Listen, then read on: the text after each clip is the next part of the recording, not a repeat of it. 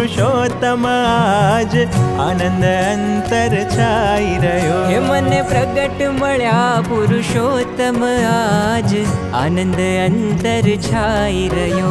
મારા સર્વ જન્મના સરિયા કાજ આનંદ અંતર છાઈ રહ્યો. હે મારા સર્વ જન્મના સરિયા કાજ આનંદ અંતર છાઈ રહ્યો. હે મને પ્રગટ મળ્યા પુરુષોત્તમ આજ આનંદ અંતર છાઈ રહ્યો.